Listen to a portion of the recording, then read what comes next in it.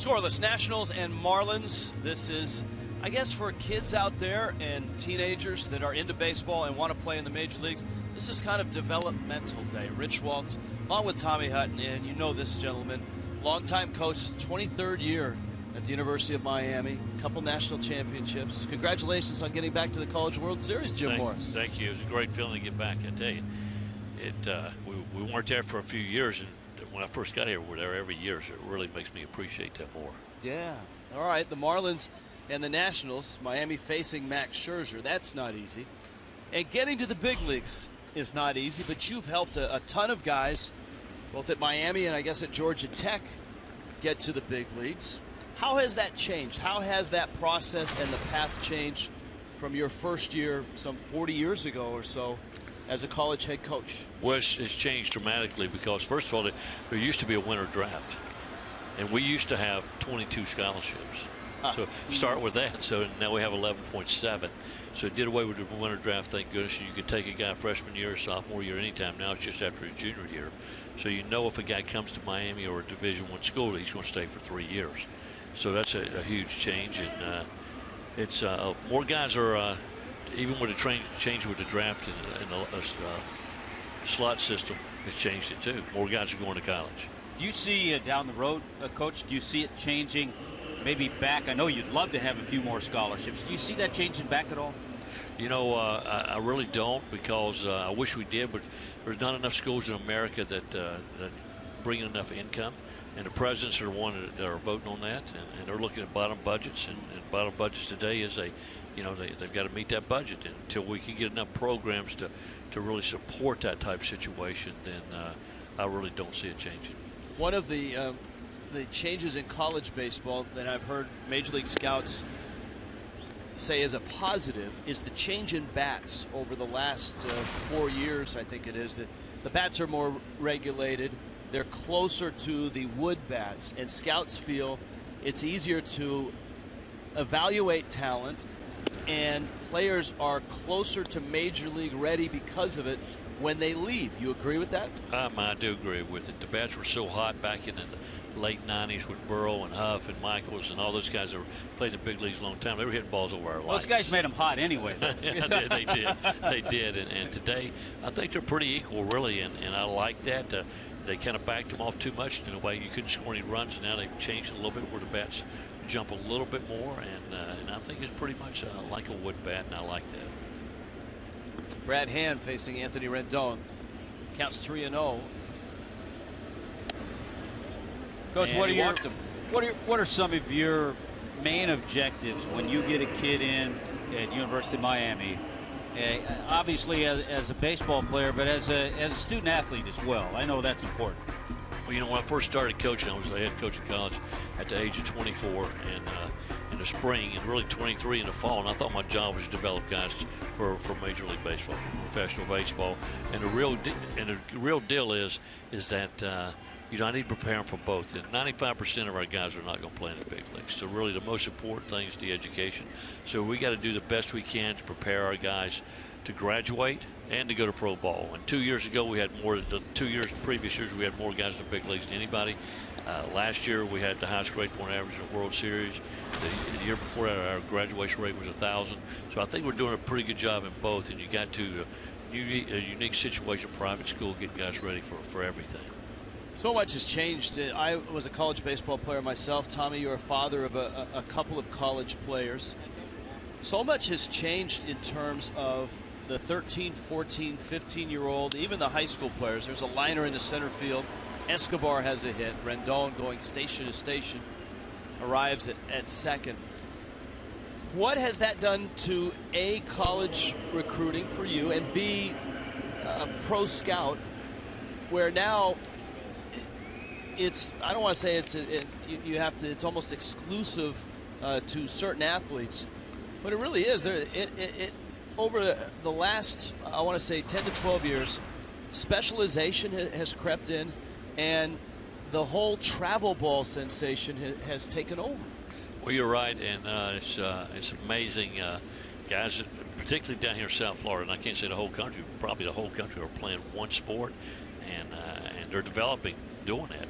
And kids at the age of 15, 16 are playing more games than we are as college, which my biggest concern is protecting the guy's arms and pitchers. It's good, you know, hitting is like playing a piano. The more you practice, the more you play, the better you get. That's my opinion. But pitchers, you got a certain number of pitches. Recruiting's changed because kids are committing at an early age. It's kind of got out of hand almost too early. But the real deal is that you got to deal with it. If kids are going to want to commit at the age of 15, 16-year-olds, then you got to figure out how to do it. What's the youngest kid that committed to Miami? Ninth grade. That's too early. That's too early. You're talking about a guy playing 5 years later for you. Yeah. Marcelo Zuna in to make the catch. Okay, if I'm sitting at home, I'm a mom or a dad, or I'm a 14 or a 15-year-old kid who's just getting into high school. I do play some travel ball and all that. What's the best advice that you could give them if I have aspirations of playing not only in college but playing here in the major leagues? Well, I think number one is that, you know, if you got a certain school you're really interested in, make sure you let them know that, and you write them or call them. When you write them, you write "Dear Coach Morris," not "Dear Coach." That, you know, is sent to 100 schools. Because if I write a guy back and say, "Dear recruit, you're the best," you know, it's kind of the same thing. To show a special interest, go to a camp at that school if that's the one you're interested in. Go to the showcases. Make sure that you know, that you go to the showcases where the college coaches and the pro guys are there, where they'll get to see you play, and make sure they do what they have to do academically. Because I assure you, my first question every time when I see a player is, tell me what that we like. Tell me what your grades are. Tell me what your SAT or ACT is. Prepare yourself to go wherever there's a scholarship and wherever we're recruiting you. Now, if I'm an athlete that plays multiple sports, but I like baseball, this day and age, a lot of coaches push guys away from the other sports. How do you handle that if I'm 15 and I play all three sports? Well, you know what?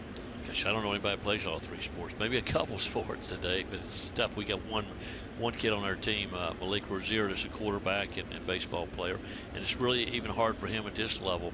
But I think if you can decide, well, my best sport is baseball, or my best sport is football, or at your school you can do that. Some of the high schools, they won't let them play more than one sport. Yeah, you just saw D. Gordon. He was a terrific basketball player up in the Orlando area. Brad Hand, an outstanding hockey player up in Minnesota as well. Giancarlo Stanton played 3 sports in high school. Yelich played 1. Yes, that's true. We signed him. How did that process go? Because I know you guys recruited Christian Yelich before he signed. Yeah, he did. We signed Christian out of L.A. He's out of that area, and very good student, a good player. And I thought he would come to school. He really blossomed his senior year, and a great kid that we still stay in contact, and of course he's doing a great job for you guys. I like the touch of you guys having him down to throw out a first pitch. Yeah, that was fun. He set up the box, and you know, he's got a little bit of Miami in him. You know that. Of course, in the other dugout we got Gio Gonzalez, the guy that signed out of high school too. We got a lot of those guys. Oh yeah, we need those guys. You can probably count a lot of those guys. Yeah, and that's for you. That's any major program that has success. You're going to run into that, right? You are recruiting guys that are also being eyed in the early rounds of the draft. You're right. We sign them, and that's just part of the game. I've been doing it a long time. We've been fortunate to a lot of guys come to school, but a lot of guys sign, and they got to make that decision, and which is another decision. I wish that these players could be more educated to the system. Very, very tough situation for kids that come out of high school. They're drafted in the 5th round, whether they go to school or not go to school, or the 10th round or whatever in that area, and their parents really don't understand professional baseball. They don't have any families that have ever been in professional baseball. They don't understand the system. They don't understand how hard it is, and the top picks all have guys represent them, and they're educated more to the system of what's best for them to do. 2-1 pitch to Worth. On Marlins Live pregame, Coach Fitzgerald of Stoneman Douglas was our guest. And he's got a couple of Miami commits. He's had a nice run at Stoneman Douglas and here in South Florida. Well, he has. I mean, he's done a good job, and no question we follow him and try to recruit his guys. And we try to get all the good guys down here that we possibly can. We can't get them all, but we try. This is good. We've gotten through almost 15 minutes. There's been no NCAA violation in terms of, it's very difficult. You can't talk about certain players. And as a coach, and I hear this from football coaches and basketball coaches and baseball coaches, you can't talk about certain players and say, I really like this guy, or boy, he's got a great arm. You're right. I can't name the name. That's right. Unless they've signed with us. I can only confirm that maybe we're recruiting someone, but I can't say, well, you know, this is the guy we're going after and we're trying to sign him, and he's got great talent and all those type things. I mentioned the high school is good. All right, I'll get general then. I'll be general, so we'll have no violations here. Good, I'm sure you're as proud of your guys who have gone on, your guys who have gotten to the major leagues, but I would guarantee you're just as proud of the guys who have graduated, become successful in businesses in the area, and I'm sure you keep in touch with them as well. I mean, absolutely. I mean, we've got doctors, lawyers, aerospace engineers, chemical engineers, business guys like Luis Hernandez that went to Miami, played 1 year minor leagues, and went and got his MBA at Harvard. Has helped us a lot in our program, and a very good friend, and it's great to see how, you know, all the guys are doing. It's fun to see them. Some of them come back, you know, sooner than others, but maybe you don't see a guy for 5, 6, 7 years and he walks back in with his son. If you could change one thing about the recruiting process, whether it be with college and pros, what's the one thing you'd change? Well, I would make it possible for anybody that should go to college to go to college. So that means that kind of puts the money thing together, but I think most kids should go to college and go from there. And it's part of maturing mentally and physically to get ready. And I know the pro guys, you know, understand certain things too. And it's a tough evaluation. And most guys should go to college and make that possible so they could, if they're that type student. You see the ball strike ratio this inning: 19 pitches, 13 balls. All of a sudden, Brad Hand has kind of wobbled here. Bags are loaded, and he's 3-0 against a dangerous hitter in Ian Desmond. Get you in trouble. I know that. Any level. Did you watch a kid like Desmond over in Sarasota? He was over in Sarasota. Yeah, you know, we have, and we recruited Sarasota High School and got some guys out of there. And but most of, you know, we stay in South Florida. Most of our players, 80% of them are approximately from down here. Hand walks him, and the Nationals are on the board first. A bases loaded walk to Ian Desmond, and a run comes across. And Chuck Hernandez on his way out to the mound to try to calm down his left-hander. There's a lot of talk, and I know the new commissioner of baseball has really tried to create more of this, but again, I think it's the scholarship thing to get more black kids, African-American kids involved in college baseball. Whereas I probably got a reputation. We always have some black players. Well, it's at Georgia Tech or here. We've got, you know, 4 or 5 guys right now, and it's just, I don't know. I don't know how that's worked out exactly, but it's worked out, and we need to get some of those kids to look. And the scholarship situation in college is you get full scholarships in football, you get full scholarships in basketball, whereas baseball, I haven't given a full baseball scholarship in 23 years. And you're at a disadvantage to the public institutions because your tuition, if I get half a scholarship to Miami, I'm still on the hook for a pretty good amount of money, more so than if I go to a public school. You're right. I mean, tuition, book fees, room and board is approximately $64,000. So it's a big price tag. Well, here's what gets me, and I've always thought that, I always wondered about this. If Major League Baseball benefits from drafting college players, why can't Major League Baseball fund a couple, maybe 3 scholarships for each Division I school, and make some of those for minority kids that don't have the money, not just for college, kids that don't have the money for showcases, kids that don't have the money for travel ball. I mean, that, to me, that makes too much sense. Well, it does, and sometimes it's. I've been in some of those meetings with the pro guys and kind of different committees, and you know, at the end of the day, the pro guys like to sign the good players. Right. And of course, we want them to come to school, and the sooner they get them out playing pro ball, the sooner they think they're going to go to the big leagues. Which, you know, I understand that philosophy, but a majority of kids that are in the big leagues went to college. So I think the college programs nationwide are doing a pretty good job too, along with the pro organizations. But to me, a big part of it is maturing physically and mentally in college to prepare you to be able to handle situations. If a kid coach is thinking about a JUCO, what do you feel about that?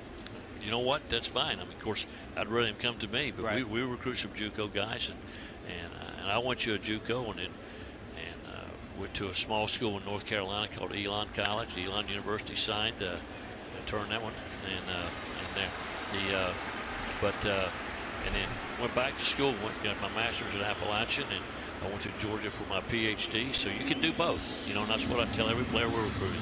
Elon College, a good place for Jack McKeon, along with Jim Morris. Coach, congratulations on a great career, getting back to the College World Series, and thanks for the insight on this. No, thanks for having me, guys. Enjoyed it. Appreciate it. Jim Morris, head coach, University of Miami.